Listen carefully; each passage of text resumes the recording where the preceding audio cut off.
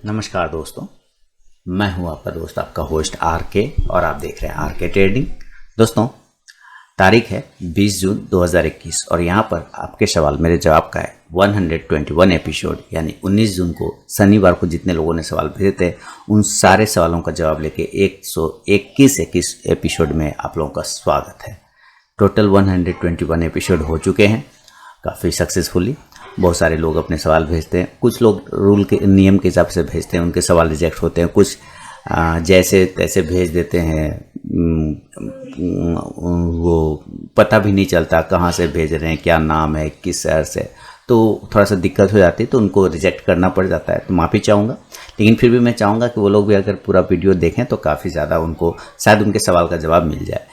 कारण कि कुछ चीज़ों को मुझे भी फॉलो करना पड़ता है, अपने रूल को अगर मैं नहीं फॉलो कर पाऊँगा तो फिर कहीं ना कहीं अनडिसिप्लिन हो जाऊँगा, डिसिप्लिन पे रह नहीं पाऊँगा। तो उसके लिए करना पड़ता है मुझे उस तरह की चीज़ों को कि रिजेक्ट करना पड़ता है, अदरवाइज़ मुझे भी वही आदत लग जाएगी लाइन से हट के काम करने का, ट्रैक से हट के काम करने का। तो चलिए वीडियो को शुरुआत करता हूँ और देखते हैं कि सबसे पहला सवाल किन का है। पसंद आए वीडियो, जवाब मेरा पसंद आए, व्यू मेरा पसंद आए तो कमेंट करना बिल्कुल ना भूलें, और लाइव मार्केट में कॉल प्राप्त करने के लिए आर के ट्रेडिंग मोबाइल ऐप और टेलीग्राम चैनल जरूर ज्वाइन करें। तो चलिए शुरुआत करते हैं सवालों का सिलसिला।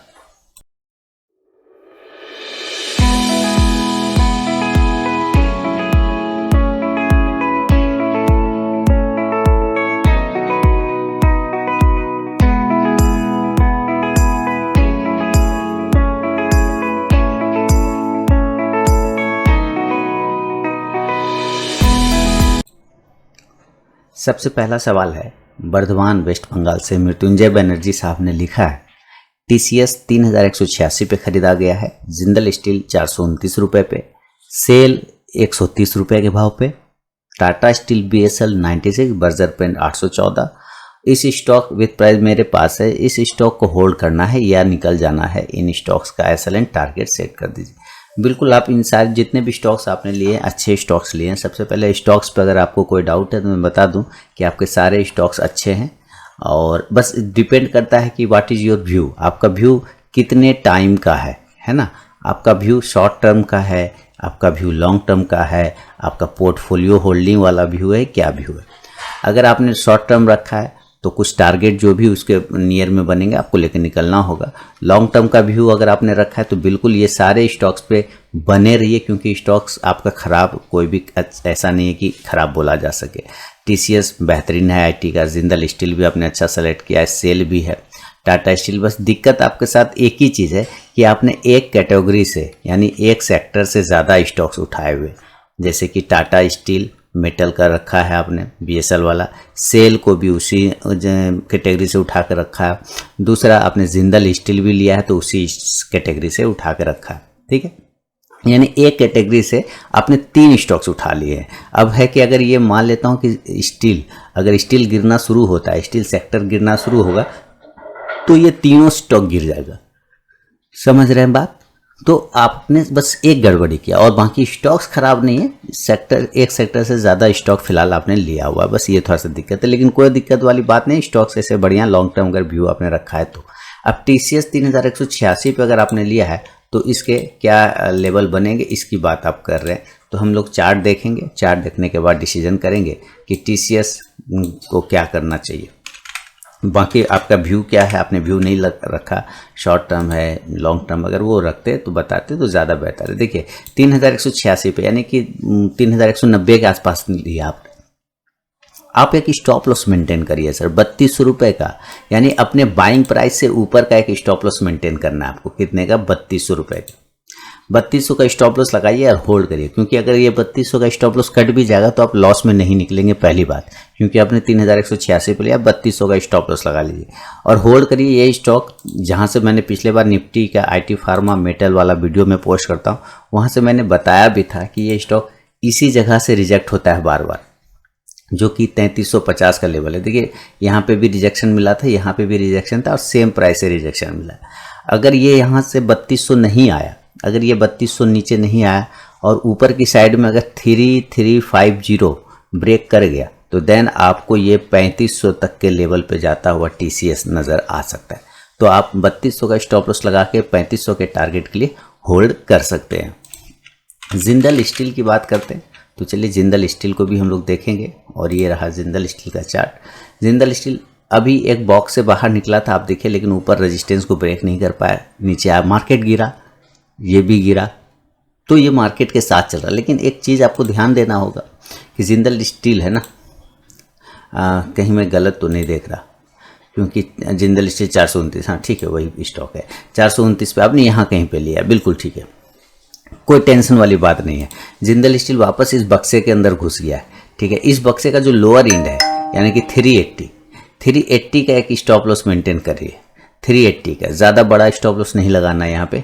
ज़्यादा सा अगर आपको और लगता है कि नहीं स्टॉक्स एसएल काट के ऊपर चला जाएगा, बाद में परेशानी होगा, तो 370 का एक स्टॉप लॉस लगा लीजिए और एक बार वापस इस बॉक्स के ऊपरी लेवल को ब्रेक करने का वेट करिए। अगर ये 420 को फिर से ब्रेक करता है, क्योंकि जो नीचे से आया है रिकवरी, नीचे से जो आप ये रिकवरी देख रहे हैं, ये कहीं ना कहीं पॉजिटिव साइन देने का कोशिश कर रहा है। तो अगर ये वापस से 420 को ब्रेक करता है, देन ये आपको 440 के टारगेट दिखाएगा। तो एक स्टॉप लॉस 370 का मेंटेन करके आप चल सकते हैं। तो जिंदल स्टील का हो गया। और दूसरा स्टॉक है आपका बर्जर पेंट। इसका तो खैर उतना कोई परेशानी नहीं है। सेल और टाटा स्टील, सेल को आपने लिया 130 पे, टाटा स्टील को 96 पे। तो हम लोग सेल को देखेंगे। सेल 140 का इसका एक रेजिस्टेंस आ रहा था, जहाँ तक मुझे याद है। आपने 130 के आसपास में लिया हुआ है, यानी ठीक इसके ऊपर लिया है, वही बात है। 140 में कहा 140 का एक रेजिस्टेंस है, ये लेवल पर देखिए, है ना, यहाँ एक रेजिस्टेंस जोन है। एक स्टॉप लॉस मेंटेन कर लीजिए, ज़्यादा बड़ा स्टॉप लॉस मेंटेन नहीं करना है। 120 का एसएल लगाइए, 120 का।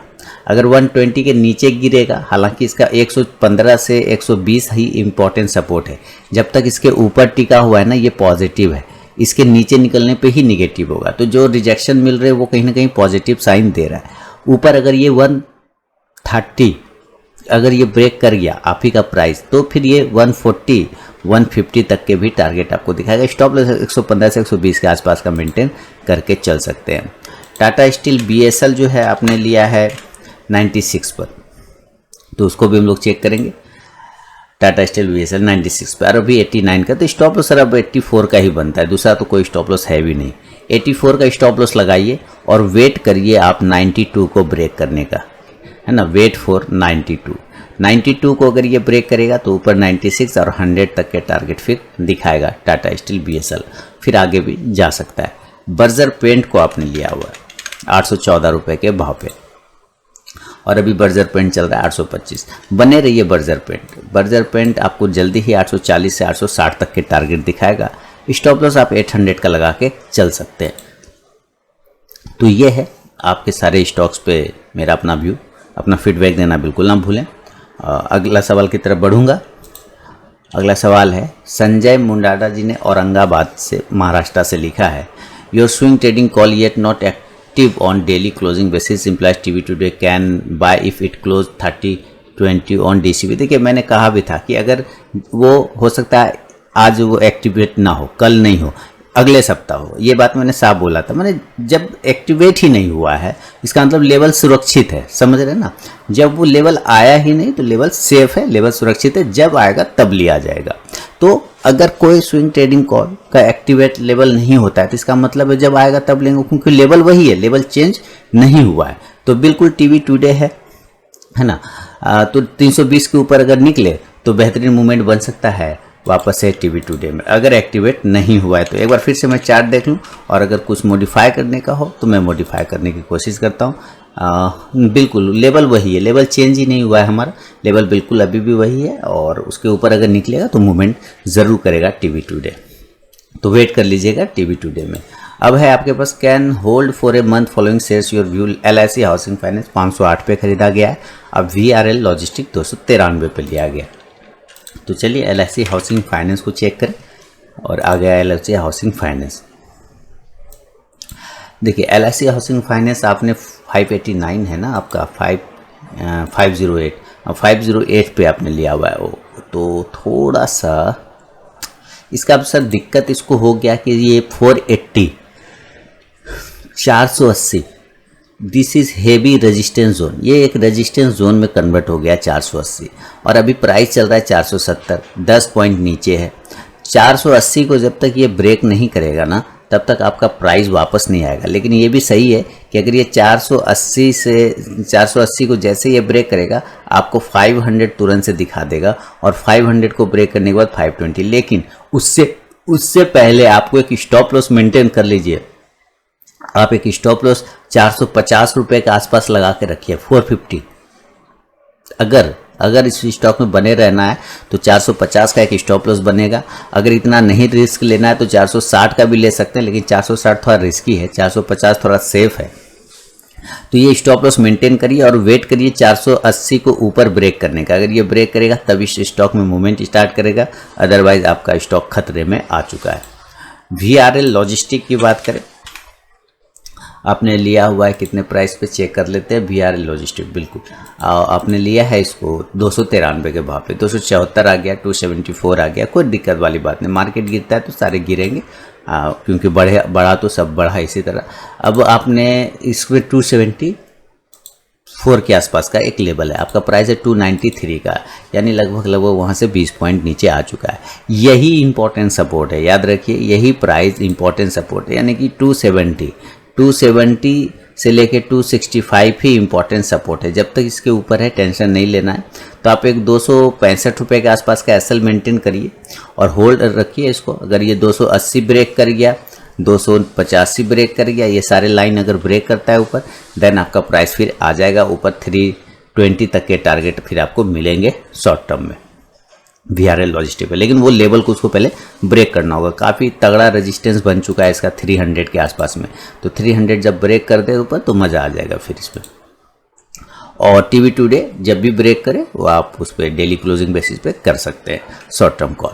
आगे बढ़ूंगा और सुकोमल जी मुंगेर से लिख रहे हैं कि कोल इंडिया को 164 पे लिया है, GMDC को 80 पे, अरविंद फैशन 143 पे लिया है लॉन्ग टर्म के लिए। बिल्कुल स्टॉक्स आपने अच्छे सेलेक्ट किए, अगर लॉन्ग टर्म व्यू है तो कोई टेंशन नहीं है। सारे स्टॉक्स आपके अच्छे हैं, चाहे वो GMDC हो जाए, चाहे अरविंद फैशन हो जाए, चाहे कोल इंडिया हो जाए। अब है कि कोल इंडिया आपने 164 पे लिया, तो लॉन्ग टर्म का मतलब है कि अगर वो 5-10 रुपये गिरता है, 20 रुपये गिरता है, कोई उतना परेशानी की बात है नहीं। लॉन्ग टर्म अगर व्यू है तो अगर आपको इसमें स्टॉप लॉस फिर भी स्टॉप लॉस लगाना है, अब कोल इंडिया जैसे स्टॉक में अगर आप स्टॉप लॉस लगाते हैं तो आपको स्टॉप लॉस कम से कम 135 रुपये का लगाना होगा। और वापस से आप अपना वेट करिए अपना प्राइस को ब्रेक करने का, यानी 164 का। अगर वो ब्रेक करता है तो फिर ये आपको 180 और 200 तक के टारगेट दिखाएगा। लेकिन सबसे पहले इसको 164, 165 के ऊपर क्लोजिंग करना होगा, तब क्लोज नहीं कर पा रहा, ये दिक्कत वाली बात है। GMDC 80 पे लिया हुआ है, चलिए GMDC आपने 80 पे ले लिया है और अच्छा खासा है, कोई दिक्कत नहीं। 70 का एक स्टॉप लॉस लगे, 67 टू 70 इंपॉर्टेंट सपोर्ट जोन है। जब तक उस जोन के ऊपर GMDC खड़ा है टेंशन ऊपर नहीं है। 78 को ऊपर ब्रेक करेगा, देन 85 तक के टारगेट GMDC आपको दिखाएगा। तीसरा स्टॉक है आपने अरविंद फैशन 143 पे लिया है, तो अच्छी बात है। अरविंद फैशन एक अच्छी कंपनी है, आपके स्टॉक सारे अच्छे हैं। अरविंद फैशन 143 ना, 143 पे लिया, ओके। और 136 के आसपास का प्राइस है। स्टॉप लॉस लगाइए 128 का, होल्ड रखिए। ऊपर अगर 140 ब्रेक करेगा देन 148, 156 के टारगेट आपको अरविंद फैशन में आते हुए मिल सकते हैं। तो ये है मेरा व्यू आपके स्टॉक्स पे। आगे बढ़ूंगा और अगला सवाल है विशाल गावरा जी पुणे से लिख रहे हैं। मैं अपने सारे व्यूअर को बताना चाहूँगा कि जो लोग जुलाई 2021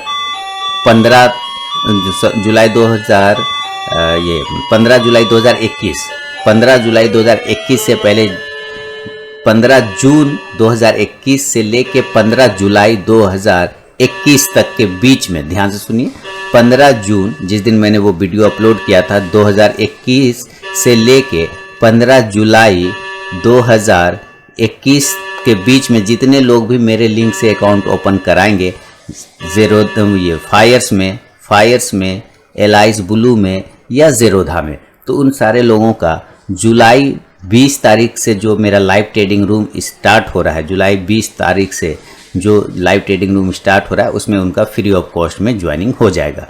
15 जून 2021 से 15 जुलाई 2021 तक में जितने लोग मेरे लिंक से अकाउंट ओपन कराएंगे फायर्स, एलाइज ब्लू या ज़ेरोधा में, तो उनका जुलाई 20 से जो स्टार्ट हो रहा है लाइव ट्रेडिंग रूम, उनमें उनका फ्री में ज्वाइनिंग होगा। तो इस ऑफ़र को ध्यान में रखें। अकाउंट ओपनिंग लिंक वीडियो के डिस्क्रिप्शन बॉक्स में मिल जाएगा, या आप मुझसे मेरे व्हाट्सएप पर मांग भी सकते हैं या मेरे मोबाइल ऐप पे भी मांग सकते हैं। अब विशाल गावरा जी पुणे से लिख रहे हैं कि आशा करता हूँ आप बिल्कुल अच्छे होंगे। सर बिल्कुल, बहुत बहुत धन्यवाद सर। मैंने आपके शॉर्ट टर्म कॉल में एक मंथ में 50,000 का प्रॉफिट अर्न किया। बहुत बहुत थैंक यू सर। बहुत बहुत मज़ा कीजिए, एंजॉय करिए। देखिए कितनी खुशी होती है कि लोग लिखते हैं जब वो प्रॉफिट करते हैं। यहाँ पे कुछ ऐसे हैं विशाल गावरा साहब कि प्रॉफिट पे नहीं लिखते वो कि उनको प्रॉफिट हुआ, लेकिन जैसे ही अगर किसी का एसएल कट गया ना तो वो प्रॉपर अपना स्क्रीनशॉट खींचते हैं लॉस वाला और मुझे व्हाट्सअप करते हैं कि देखो आपके कॉल पे मेरा एसएल कट गया, लॉस हो गया। लेकिन प्रॉफिट पे वो नहीं लिखते सर, क्योंकि उनको लगता है कि जिस ये आरके का तो काम है प्रॉफिट करवाना, है ना। तो कोई प्रॉफिट के बारे में नहीं बताता कि उसने कितना। मैं जानता हूं कि अगर उसने एक में लॉस किया है ना, मेरे कॉल पे एक स्टॉक पे लॉस किया तो 9 स्टॉक पे प्रॉफिट भी किया होगा, लेकिन प्रॉफिट का कभी स्क्रीनशॉट नहीं भेजते। हाँ, लॉस वाला भेजते। लेकिन आपने लिखा 50,000 का प्रॉफिट, इसके लिए बहुत बहुत थैंक यू। चलिए, आपका दिल से शुक्रिया अदा करता हूं सर। आपको भी बहुत बहुत वेलकम है। अब इनका सवाल लेता हूँ। मेरे पास सिंटेक्स इंडस्ट्रीज़ के 4,000 शेयर हैं, एवरेज प्राइस 10 रुपये। ठीक है, पॉसिबिलिटी है ये और ऊपर जा सकता है सिंटेक्स का।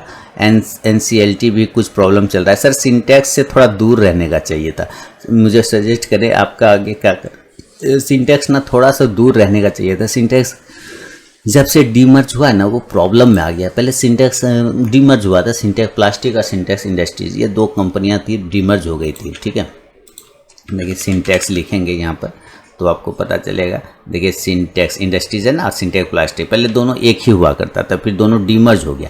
जब से डीमर्ज हुआ ना तो इसको प्रॉब्लम शुरू हो गया। बस यही से यहाँ समस्या स्टार्ट हो गया इसका।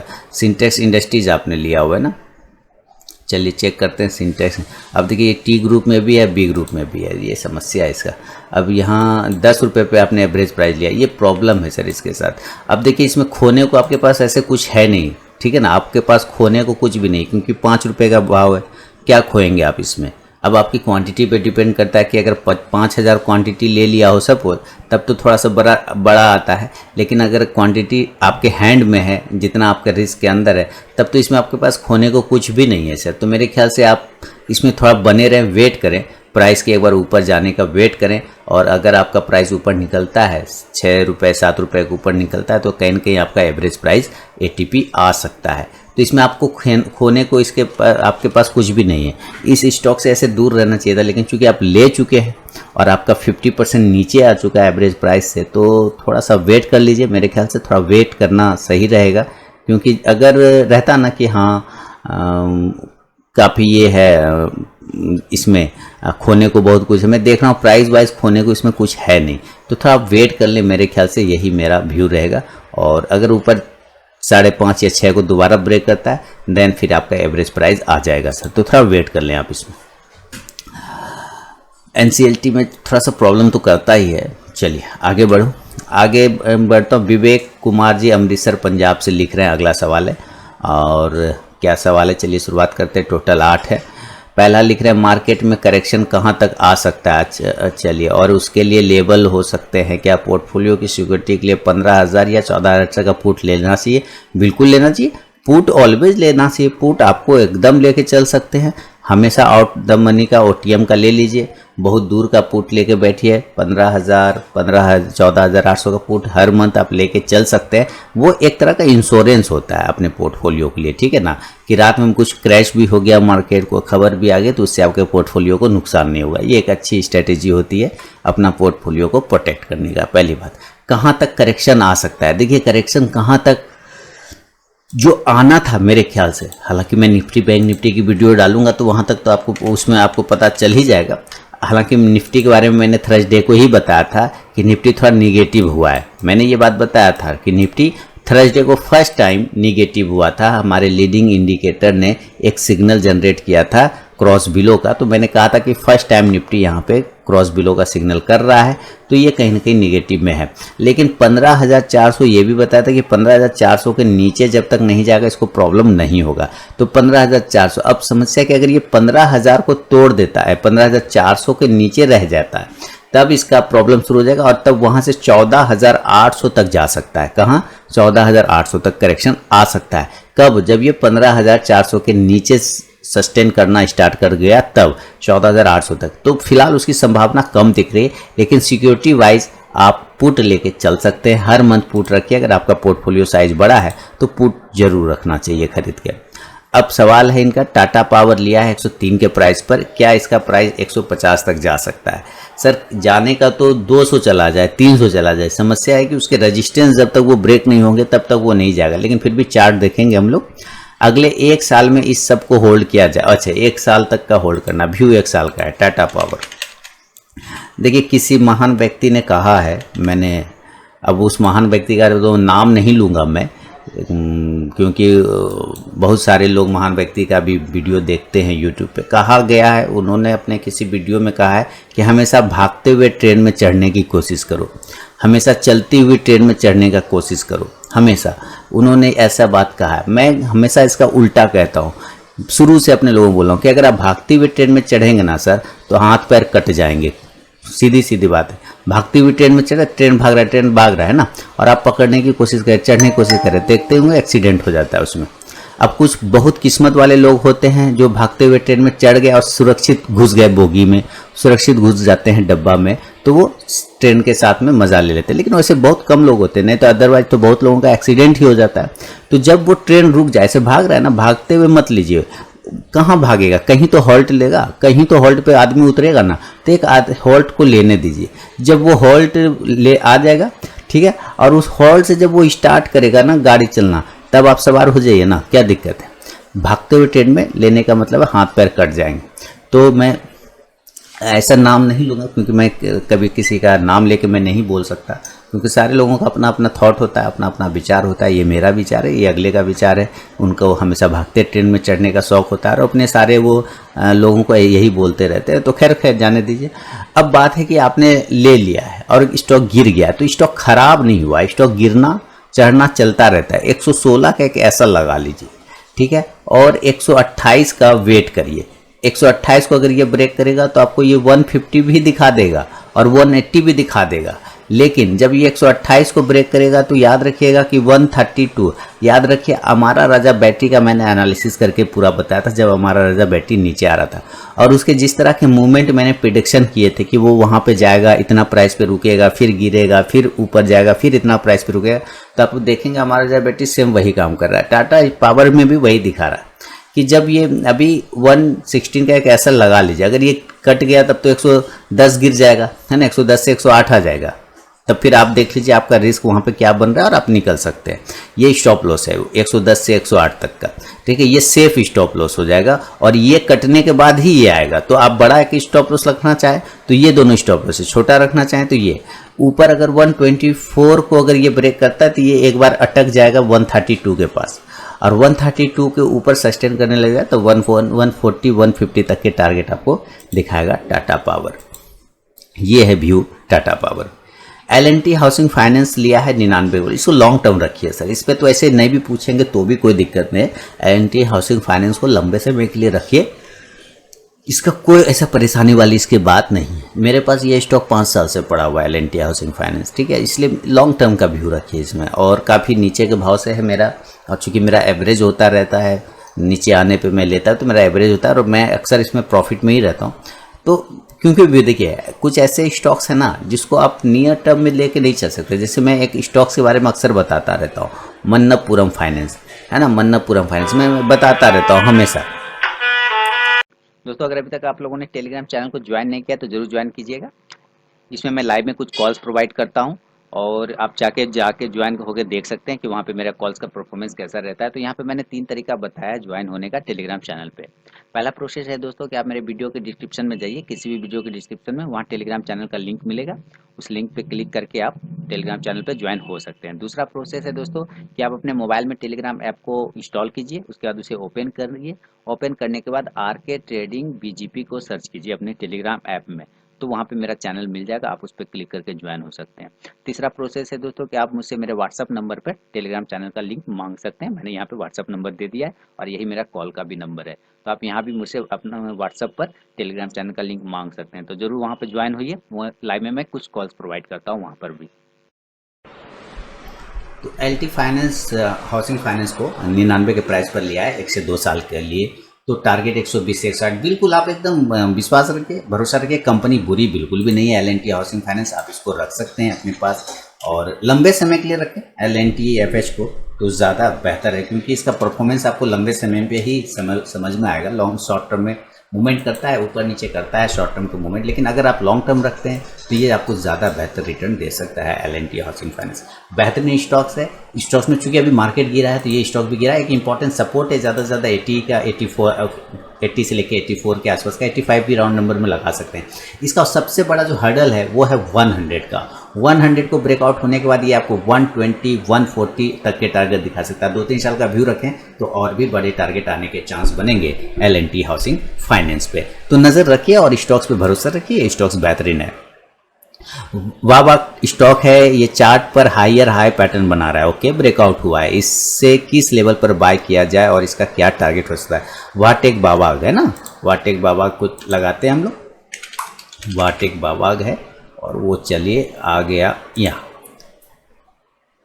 चलिए ठीक है सर, आपको अगर बाय करना है ना तो मैं कहूँगा 400 के ऊपर सस्टेन होने दीजिए तब बाय करिए। क्या हाँ, जब ये 400 के ऊपर सस्टेन करे तब लीजिए, पहला कंडीशन। हाँ, अगर ये नहीं सस्टेन करता और अगर ये नीचे 300 के पास अगर मिले तब लीजिए। यानी या तो इसके ऊपर लेना है या तो इसके पास लेना है, अभी नहीं लेना है, इस जगह पे दिक्कत है। तो जब 400 के ऊपर निकले तो 350 के एसएल के साथ ले सकते हैं और अगर ये 300 के आसपास मिलता है तो 260 के एसएल के साथ ले सकते हैं। ऊपर के साइड टारगेट 500 के लिए, अगर 400 के ऊपर लेंगे तो 500 का टारगेट, 300 के आसपास मिलेगा तो 400 का टारगेट आपको यहाँ पे वाटेक बावाग में मिल सकता है, अगर उस लेवल पे मिले तभी। SMC ग्लोबल लिया है 85 के प्राइस पर, इसका टारगेट और स्टॉप लॉस क्या हो सकता है ये भी देखिए। SMC ग्लोबल ज़्यादा अभी पुरानी कंपनी नहीं है, हालांकि स्टॉक मार्केट में ब्रोकर वो पुराना है, लेकिन अभी जो चार्ट पर आया वो बिल्कुल नई कंपनी है। तो इसे इसके चार्ट भी इसे प्रॉपर डेवलप हुए नहीं, लेकिन ठीक है, आपने अगर लंबे समय के लिए लिया है तभी रखिए। अभी जिस तरह का मूवमेंट आया था, बहुत सारे अकाउंट खुले, करोड़ों अकाउंट खुले, जहां तहां लोगों ने खुलवाया। तो अगर आपको भरोसा है कि और भी आने वाले समय में इस मार्केट का, इसका धंधा बढ़ने वाला है, बिजनेस बढ़ने वाला है, तब तो बढ़िया है। लेकिन अगर चार्ट की प्रॉपर बात करूं तो चार्ट अभी प्रॉपर डेवलप हुआ नहीं है। फिर भी आपने 85 के आसपास में लिया है ना, मैं अगर चेक करूं तो आपने शायद 85 रुपीज़ के आसपास पे लिया है, 85 बिल्कुल। तो आप जो है इसका एक स्टॉप लॉस मेंटेन करना चाहें तो बिल्कुल 65 के आसपास का लगाइए, होल्ड रखिए। वापस से 85 को अगर ब्रेक करे तो 100 तक के टारगेट आपको अपर जोन में दिखाएगा। अगला स्टॉक है कैनफिन होम, आपने बाय करना चाहता हूं, इसे किस प्राइस पर बाय और स्टॉप? कैनफिन होम स्टॉक्स बढ़िया है। देखिए LNT फाइनेंस और कैनफिन होम, दो स्टॉक्स आप ले रहे, दोनों सेम सेक्टर के हैं, तो हम चेक करेंगे। ऐसे कैनफिन होम अच्छी स्टॉक्स है, इसमें खराब स्टॉक्स बिल्कुल भी नहीं है। सबसे बड़ा है इसका ट्रेंड लाइन का एक सपोर्ट है इसके पास फिलहाल, अगर वो सपोर्ट टूट जाता है किसी भी कारणवश।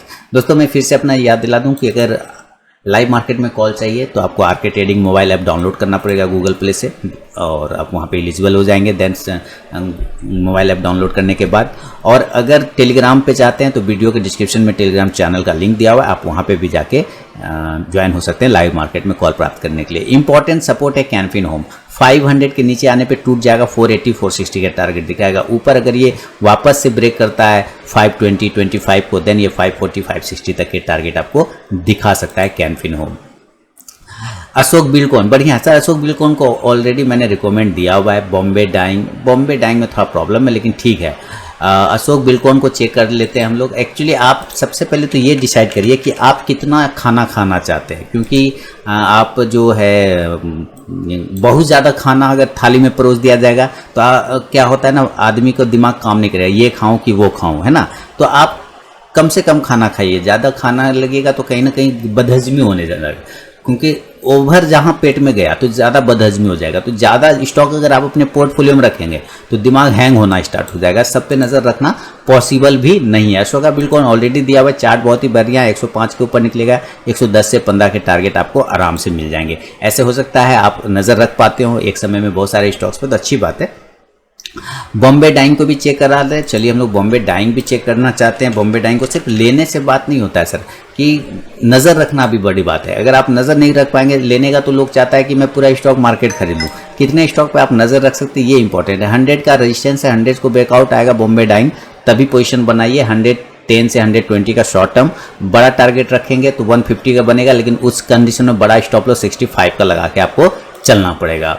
अब लास्ट में क्या लिखा है, इतने लंबे सवाल के लिए माफ़ी। और कोई बात नहीं है, आपको आपका ये लाइन लिखने से पहले मैंने आपको बता दिया कि उतना ही खाना खाइए जितना आप पचा सकते हैं, या एक थाली में अट सकता है। अगर थाली से बाहर खाना आने लग गया तो समझिए आपको फिर प्रॉब्लम स्टार्ट हो जाएगा। तो उतना ही रखिए पोर्टफोलियो में जितना में आप शॉर्ट टर्म पर नज़र रख सकते हैं। अगर व्यू शॉर्ट टर्म का तो अलग अलग पोर्टफोलियो बनाइए, शॉर्ट टर्म का अलग और लॉन्ग टर्म का अलग, फिर उस पर आप काम करिए।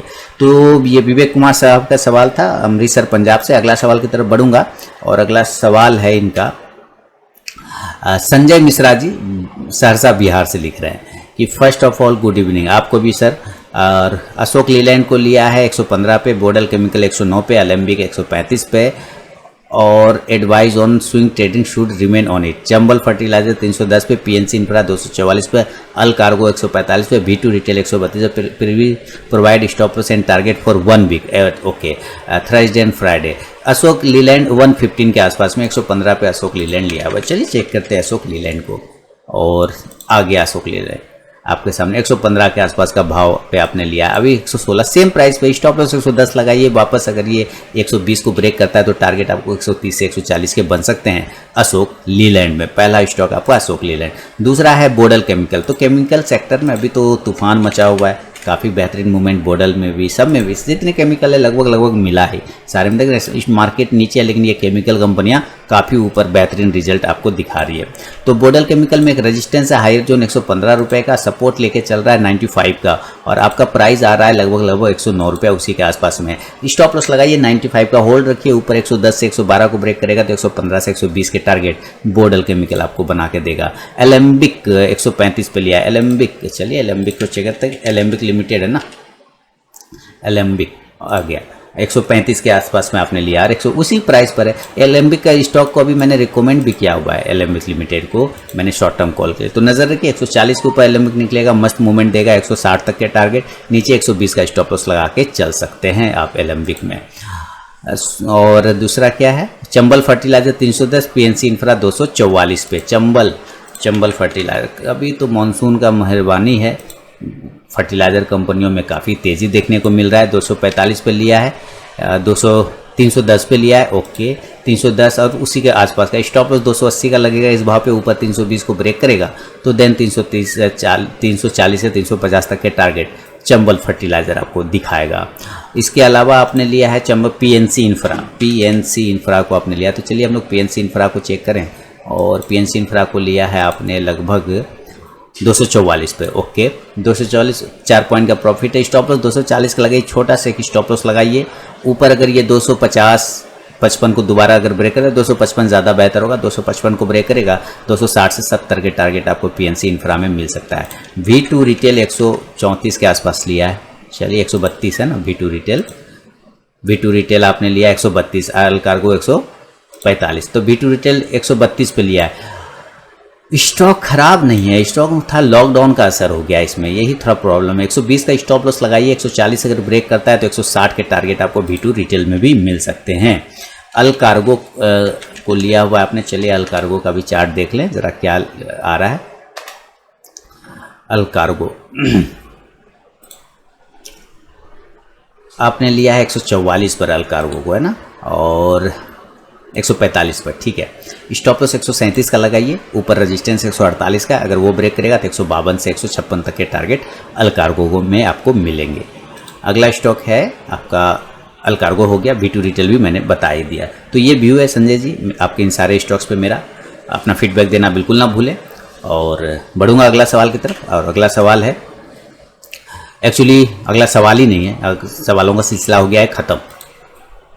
और ये आपके सवाल मेरे जवाब का 121 एपिसोड यानी 121वां एपिसोड था, जो कल 19 जून 2021 को लोगों ने अपने सवाल भेजे थे। जिन लोगों ने रूल के हिसाब से नहीं भेजे उनके सवाल रिजेक्ट हो गए, जिन लोगों ने भेजे उनके सवाल सेलेक्ट हुए। तो जिनके सवाल सेलेक्ट हुए, जिनके रिजेक्ट हुए, उन दोनों को थैंक यू, सॉरी, फीडबैक जरूर दें। और नेक्स्ट सैटरडे को फिर से तैयार रहें आपके सवाल मेरे जवाब के लिए। तो बहुत बहुत धन्यवाद दोस्तों।